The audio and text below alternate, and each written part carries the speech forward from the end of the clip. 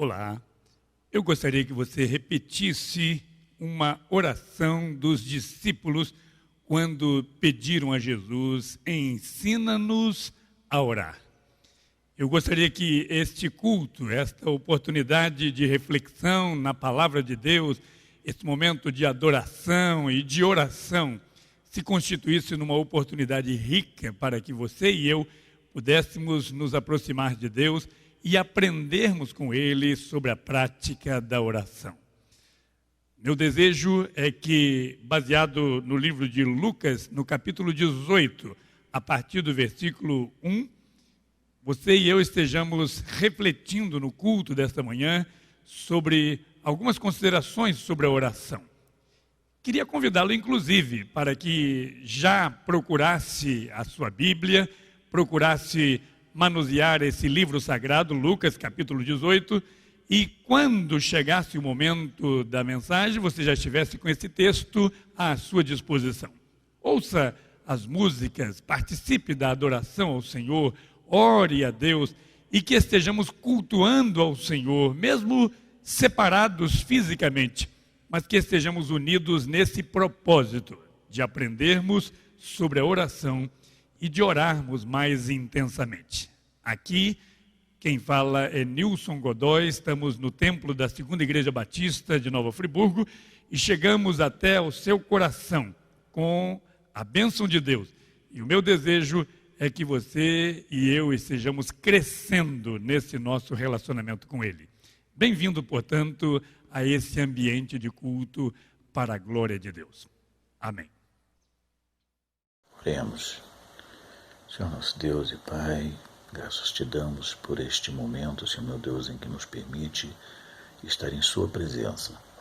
Ajuda-nos, Senhor meu Deus, a compreender a Tua palavra, a compreender aquilo que o Senhor tem para os nossos corações. Esteja, Senhor meu Deus, nos orientando, nos dando, Senhor meu Deus, sabedoria para caminhar conforme a Tua vontade. Seja conosco em todos os momentos de nossas vidas, ó Pai. Nós agradecemos por tudo que tem feito em nossas vidas e pedimos que nos ajude a sermos cada dia mais fiéis a Ti, cada dia, Senhor meu Deus, mais ligados ao Teu nome, à Tua palavra e a tudo aquilo que o Senhor quer para nossas vidas. Obrigado por tudo, em nome do Seu amado Filho Jesus Cristo. Amém.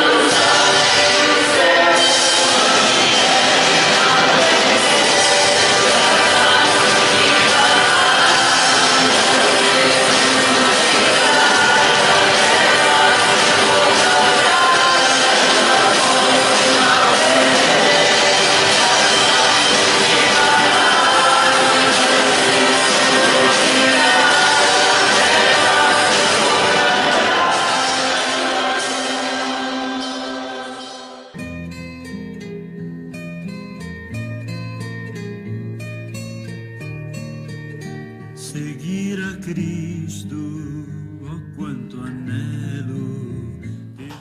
Ser cristão é ser despertado para uma nova realidade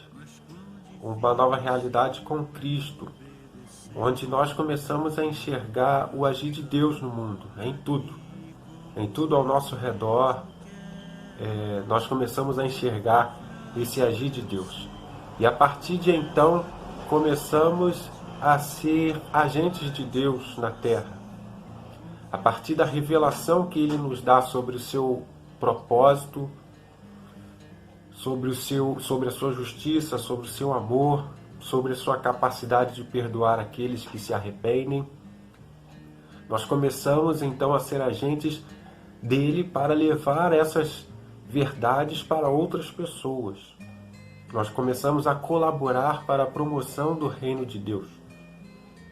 Colaborar com ele para a transmissão dessa verdade, dessa palavra, dessa justiça, desse amor, através de nossas vidas, através do que nós falamos, através de como nós nos comportamos, através de todas as nossas atitudes. Então nós começamos a ser esse agente de Deus na Terra. E é por isso que é importante todo o nosso agir, toda a nossa vida está estruturada para verdadeiramente transmitir que nós realmente acreditamos nisso que nós falamos. E não ser algo apenas da boca para fora. Não ser algo apenas que nós cumprimos como um simples estilo de vida, um conjunto de regras, um conjunto de hábitos, não, porque nós crescemos assim, nossos pais nos ensinaram assim, não. Ser cristão, ser esse agente de Deus, esse colaborador no reino, esse promotor do reino, é ter essa verdade estampada na nossa vida de forma real, em todas as nossas atitudes verdadeiramente, nas nossas palavras verdadeiramente, nas nossas ações verdadeiramente. Permita que meu coração me engane tanto ao ponto de levar-me a ser mais um na grande multidão.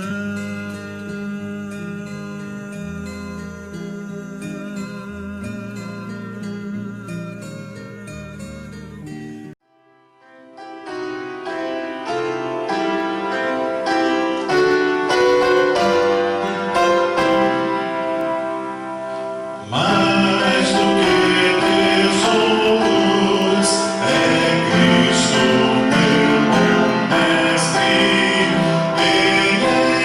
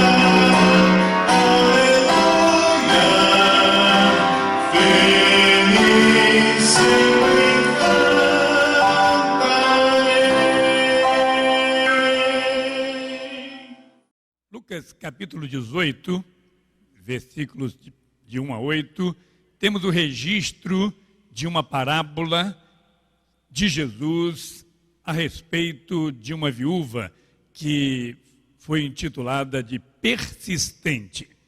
Eu quero ler com você para aprendermos nesse texto algumas considerações sobre a oração e, mais do que para aprendermos, o nosso desejo é que você e eu sejamos desafiados a colocarmos em prática aquilo que Jesus está nos ensinando. Gostaria que você acompanhasse a leitura que será projetada, mas se você pudesse também acompanhar na sua Bíblia, fazer anotações, o nosso intento quando estudamos a palavra de Deus é que possamos nos apropriar desses ensinos e que isso possa fazer diferença em nossa vida. O Espírito de Deus tem esse interesse de ajudar-nos em nosso crescimento espiritual. Lucas capítulo 18, a partir do versículo 1, nós lemos o seguinte: E contou-lhes também uma parábola sobre o dever de orar sempre e nunca desfalecer, dizendo: havia numa cidade um certo juiz que nem a Deus temia, nem respeitava homem algum. Havia também naquela mesma cidade uma certa viúva que ia ter com ele, dizendo: faze-me justiça contra o meu adversário. E por algum tempo não quis. Mas depois disse consigo: ainda que não temo a Deus, nem respeito os homens, todavia esta viúva me molesta. Hei de fazer-lhe justiça, para que, enfim, não volte e me importune muito. E disse o Senhor: ouvi o que diz o injusto juiz.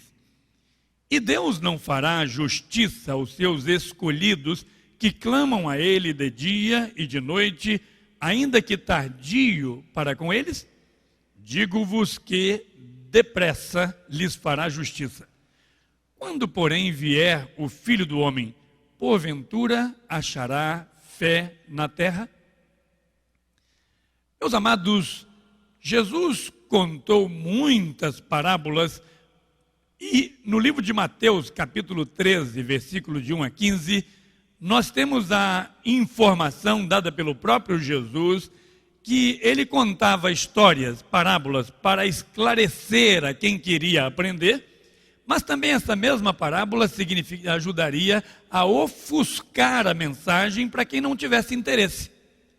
Aqueles que não queriam procurar o significado escondido das parábolas, realmente não as compreendiam. Baseado nessa informação de Mateus, eu quero perguntar a você: diante dessa parábola de Jesus, da viúva persistente, você quer aprender? Você quer compreender o projeto do Senhor? Para você, essa parábola vai esclarecer ou vai ocultar? Escolha o grupo em que você vai permanecer. Só o evangelista Lucas registrou essa parábola que nós lemos e também a parábola seguinte. E esse registro foi logo após o ensino a respeito da segunda vinda de Jesus, no capítulo 17. Desta parábola, que deve ser esclarecedora ao seu coração e ao meu, se você quiser isso, eu quero destacar então algumas considerações importantíssimas sobre a oração. A primeira delas é que há um compromisso do homem em relação à oração. Versículo 1 diz que a oração é um dever. Você poderia dizer que a oração é um privilégio, e realmente o é. Um ninguém como eu, como ser humano que a Bíblia chama de pó, chama de nuvem passageira, nossa existência, um ser tão insignificante falando com o dono do mundo, com o Criador de todas as coisas, a qualquer hora, e ainda assim ser atendido, isso é um privilégio tremendo. A Bíblia diz que Deus inclina o seu ouvido para ouvir o nosso clamor. Além de ser um privilégio, a oração também é uma necessidade do ser humano, de todas as classes das pessoas daquela época. A viúva era mais carente. O seu provedor único, que era o marido, estava morto. E ela ficava então à mercê das circunstâncias. O texto diz que o povo de Deus é chamado de os escolhidos. Esses escolhidos estão desamparados diante do mundo. Não há ninguém por eles. Nós não temos outra fonte de recursos, de solução das nossas dificuldades, a não ser no justo juiz. E é por isso que precisamos. E esse recurso, que é a oração, está disponibilizado por Deus e você deve fazer uso. Mas o texto diz que, além de ser um privilégio e além de ser uma necessidade do homem, a oração também é um dever. E diz mais, é um dever até que Jesus volte. Aliás, a Bíblia tem uma série de ações que devemos realizar até que Jesus volte. Alguns deveres estão descritos. Por exemplo, em 1 Coríntios capítulo 11, fala que devemos testemunhar, versículo 16. Devemos testemunhar até que Cristo volte. E a celebração da ceia do Senhor é um testemunho da morte e da ressurreição. Em 1 Tessalonicenses 5, versículo 6, que diz que nós não devemos dormir, mas sermos sóbrios em todo o tempo. 1 Coríntios 15, 58 diz que devemos ser firmes e abundantes na obra do Senhor.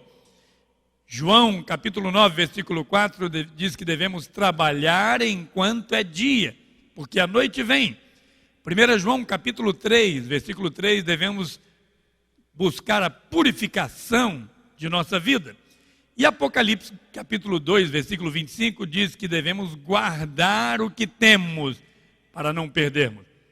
Mas aqui Jesus está dando uma outra ordem, a oração. E esta oração será avaliada no final, quando Jesus voltar. Ele quer encontrar pessoas com fé e orando de forma persistente. Se você encara apenas a oração como um dever, uma obrigação, você está perdendo o melhor do seu relacionamento com Deus, o melhor da oração. Mas não podemos nos esquecer dessa dimensão que a oração é sim um dever. A outra consideração que quero fazer com você, baseado nesse texto, é que há uma diferença entre o tempo de Deus e o tempo dos homens. Há quem chame essa parábola como a parábola da viúva inoportuna. Jesus a considera oportuna, porque insiste, porque persiste. O juiz injusto poderia se voltar contra aquela mulher indefesa que insistia. Felizmente, ele a atendeu, não por amor, não por causa dela, não por causa da justiça, mas para livrar-se daquele incômodo. E Jesus, ao contar essa parábola, diz: mas Deus é o justo juiz, e Ele se agrada quando nós o buscamos insistentemente. A oração, meus amados, ela está acima do nosso limite de tempo. Aliás, nesse texto nós temos várias informações, várias referências à questão do tempo. O orar sempre, por exemplo, o nunca desfalecer. O texto diz que o juiz por algum tempo não quis atender, depois ele disse consigo mesmo e atendeu, para que, enfim, ela não volte a me molestar. O texto diz que os escolhidos clamam de dia e de noite, e que Deus atende, mesmo que alguns considerem a sua resposta como tardia. Mas o texto diz que depressa o Senhor nos fará justiça. E a informação ainda sobre tempo, diz o versículo 8, quando vier o Filho do Homem, achará fé na terra? Meus amados, tarde e depressa, então no versículos 7 e 8, Na visão do que pede, pode ser tarde, mas na visão de Deus, está no tempo, ou seja, depressa, atendeu rapidamente. Meus amados, na verdade, todas essas informações sobre tempo nesse texto são para desafiar-nos a orar sem desfalecer, orar sem perder a intensidade, sem perder as forças no clamor a Deus. O que pode tirar a força do homem para orar? Seria um bom exercício enumerar o que em sua vida, meu amado ouvinte, o atrapalha de orar. Seria a falta de tempo? Seria o excesso de cansaço de trabalho? Seria a falta de vontade? Seria a sua autossuficiência? Seria a sua falta de fé? Seria o desconhecimento do valor da oração? Seria o deixar por conta dos outros que orem a seu favor? O que o impede de orar? Mas Jesus está dizendo que devemos orar sem desfalecer. O texto fala que o Senhor atende depressa. Segundo um comentarista, é uma medida perfeita para atender à paciência que é comum à fé.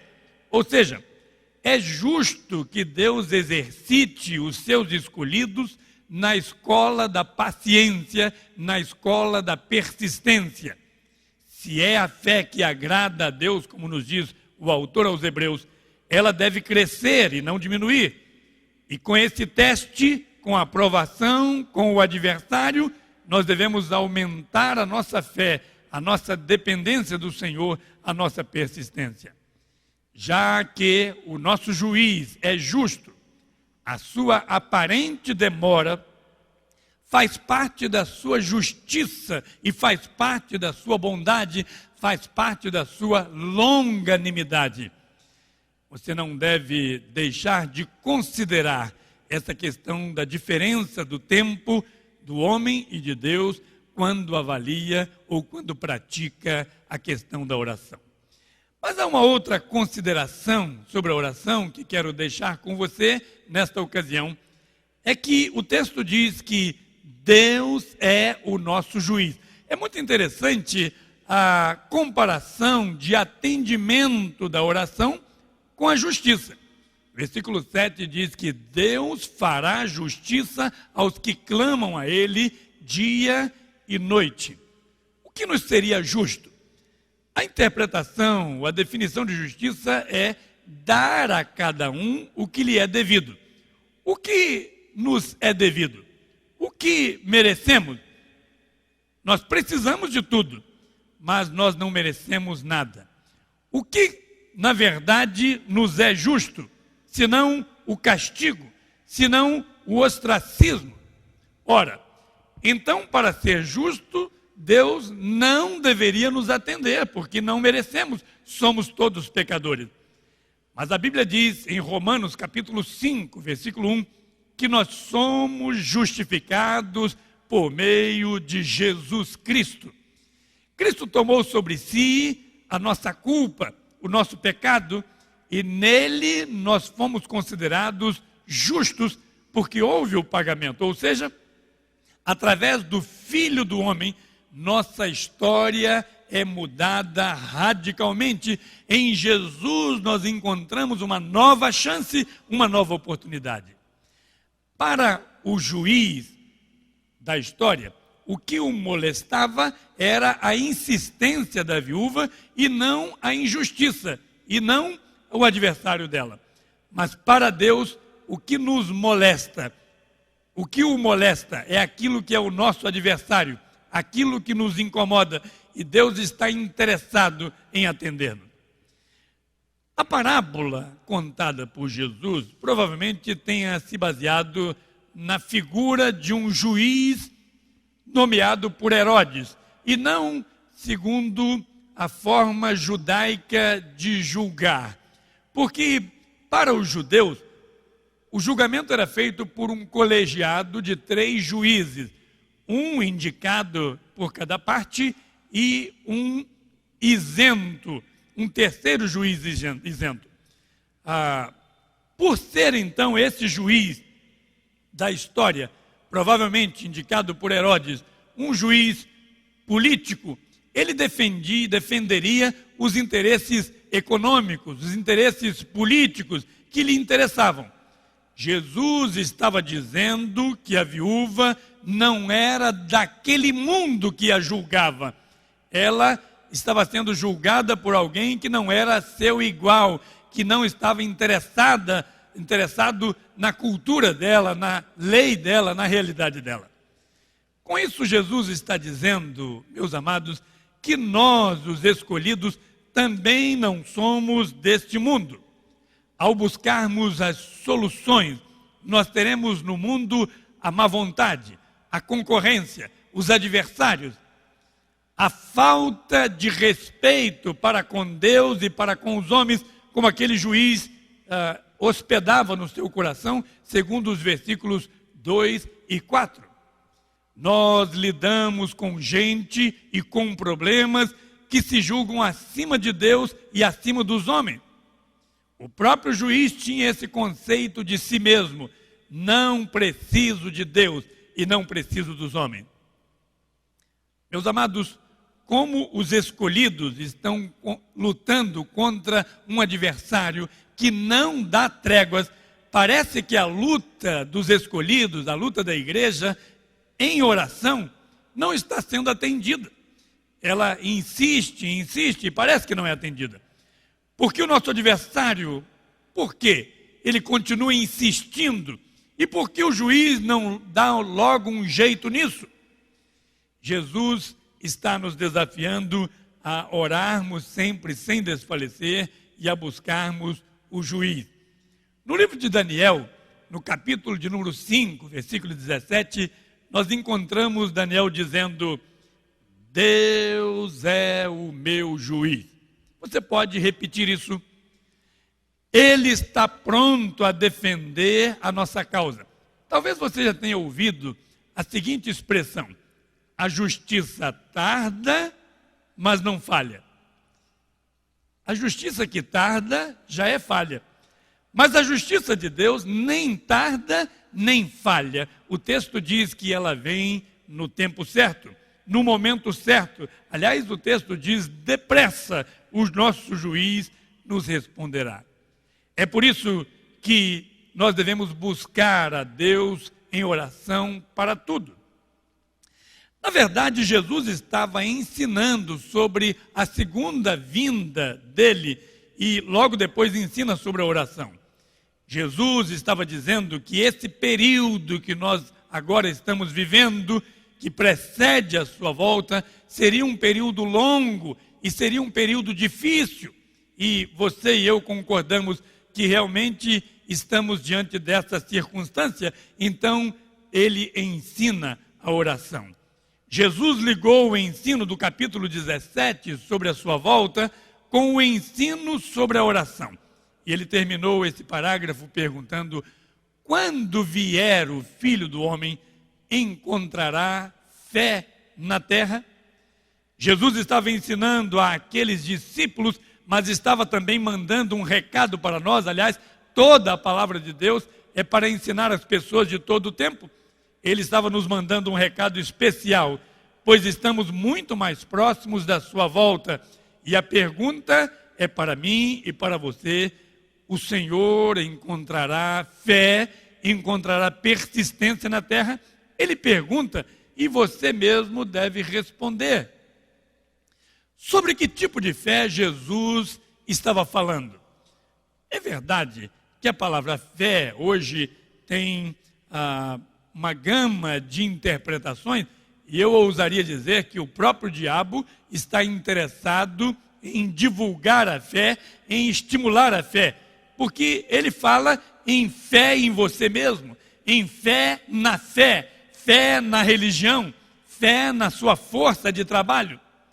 Mas Jesus está falando de fé que nos leva a orar, fé que nos leva a depender de Deus, a esperar no seu agir. Fé que persiste diante da aparente demora. Dessa fé, o diabo quer distância. O O diabo está estimulando a você a achar que tem fé, mas fé em você mesmo.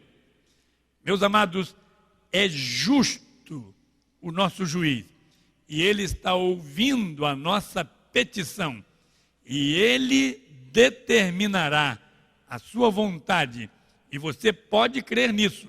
E é por isso que nós, com confiança, apresentamos a ele a nossa oração e oramos insistentemente. Eu quero concluir esta reflexão quando nós abordamos 3 considerações importantes sobre a oração. As palavras de Jesus nos dão conta de que nós não devemos esperar uma melhora na situação do mundo antes da sua volta. Na verdade, as coisas estão cada vez piores. Pelo enunciado do versículo 1, parece que Jesus se limitaria a ensinar apenas a respeito do dever de orar sempre. Mas, meus amados, contudo, Jesus ensinou que a oração dos seus escolhidos terá a sua resposta final, e especialmente quando na volta dele, e até lá devemos persistir. Lucas usa no seu evangelho 2 vezes essa palavra escolhidos. Uma para se referir ao próprio Jesus, em Lucas 23, versículo 35. E agora, Lucas está se referindo ao povo de Deus, como também escolhidos da parte de Deus. Meu amado, isso é rico para nós. Você e eu somos escolhidos por Deus, amados de Deus, tanto quanto o seu filho, e ele tem interesse em atender à nossa petição. Jesus se colocou como mediador da oração, e nós devemos aproveitar esse canal de acesso a Deus e aprendermos essas lições que nos são dadas tanto nesse texto como em toda a Bíblia. Primeiro, devemos ter o dever de orar. Segundo, sabendo que Deus administra o tempo devidamente e que nós não podemos estar presos ao nosso tempo, mas Deus é governo de todo o tempo, de toda a história, e que por fim seremos vitoriosos, é a promessa dele, e que ele nos fará justiça agora e especialmente quando houver o julgamento. Você e eu já nos deparamos com a injustiça, até porque esse mundo é muito injusto. Você e eu já batemos em portas que se fecham, já insistimos com aquilo que precisávamos e não encontrávamos solução. Jesus está apontando para a solução. Essa solução para os problemas daquilo que você enfrenta na sua casa, problemas internos, problemas em relação à saúde, à economia, problema do mundo todo. A solução apontada por Jesus é o dever de orar, o dever de colocar tudo nas mãos do Senhor, deixando a questão do tempo por conta de Deus, e certo de que Ele nos fará justiça. E mesmo que você não compreenda como funciona a justiça divina, que permite que os seus escolhidos sejam até maltratados e presos, sofram com a possível escassez, mas mantenha firme a sua fé, e você entenderá então quando o Filho do Homem voltar e mostrar que valeu a pena esperar em oração.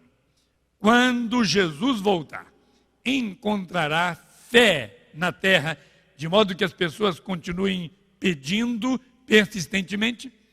O meu desejo é que você e eu sejamos impactados por essas considerações e vivamos doravante, baseando a nossa vida nesse ensino do Senhor e desejosos de hospedarmos em nós um relacionamento perfeito com Deus, submissos a Ele em oração. É sobre isso que nós vamos orar.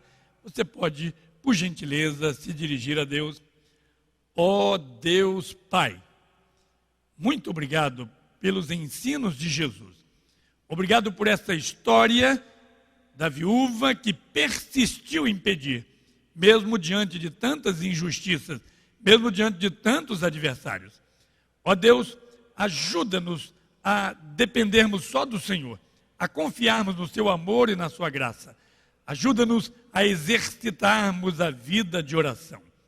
Abençoa, ó Deus, a todos os ouvintes, de modo que a palavra do Senhor encontre guarida em seus corações, habite abundantemente em todos nós, para nos fazer viver de acordo com a vontade do Senhor. Ó Deus bendito, ajuda-nos a crescermos na prática da oração e do relacionamento com o Senhor.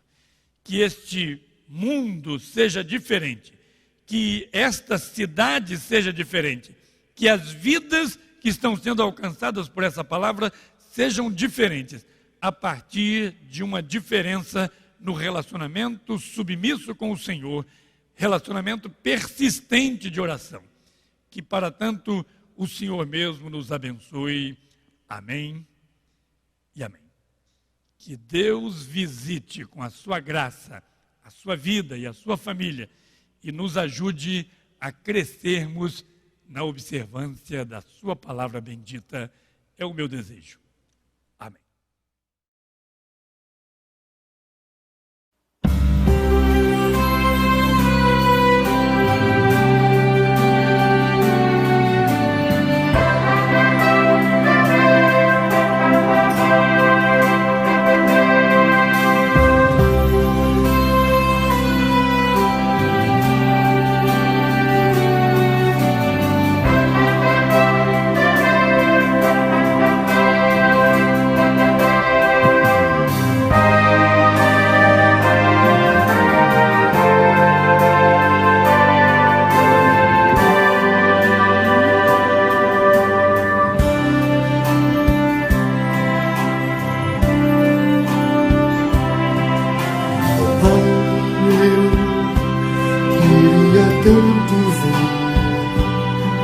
O meu Senhor destino vindo me encontrar.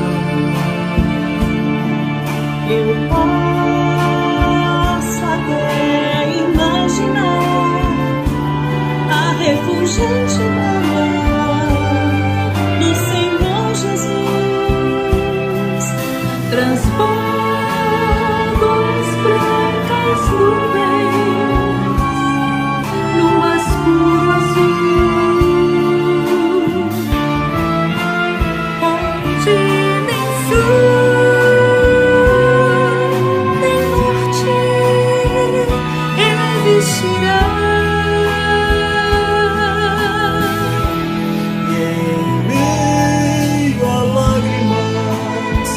Sorrisos de alegria e de prazer. Eu que era cego agora posso ver, contemplar, enfim.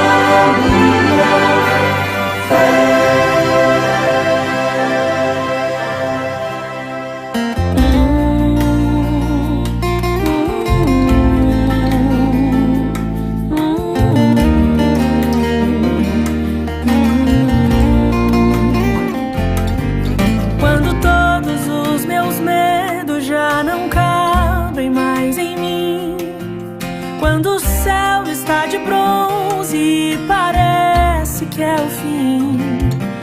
Quando o vento está revolto e o mar não quer se acalmar, quando as horas do relógio se demoram a passar, muitas vezes não consigo os teus planos compreender, mas prefiro confiar sem entender.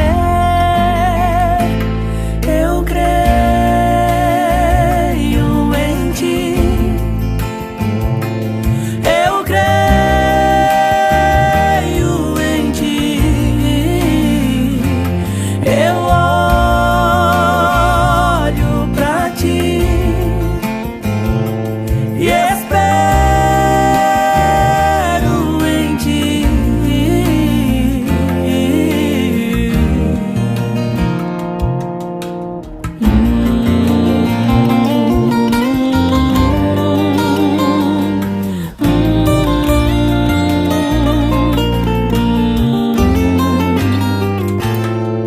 Quando você sente medo, do teu lado eu estou. E é bom que você saiba que eu sinto a sua dor. Nunca, nunca se esqueça que o mar posso acalmar e que eu sei o tempo certo da vitória te entregar. Este tempo é necessário pra te amadurecer, e depois tem novidade pra você. Eu cuido de ti. Eu cuido de ti. Descansa em mim. Comece a sorrir.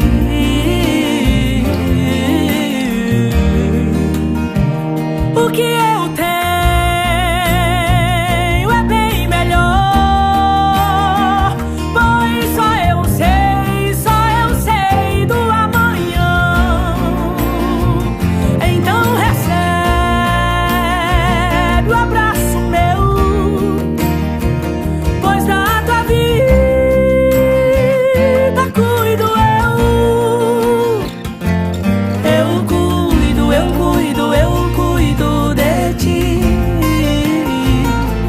Eu cuido de ti. Descansa, descansa, descansa em mim. Comece a sorrir.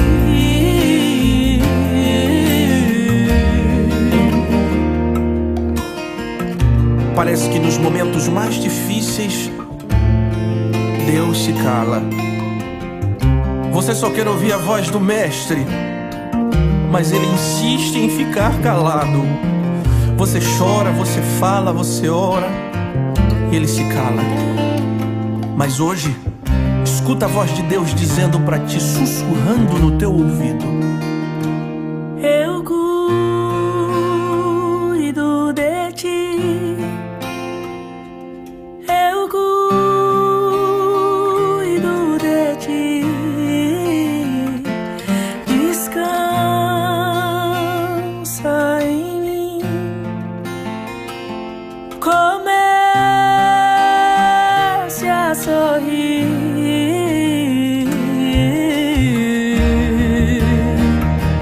Eu cuido, eu cuido, eu cuido de ti. Eu cuido de ti. Descansa, descansa, descansa em mim.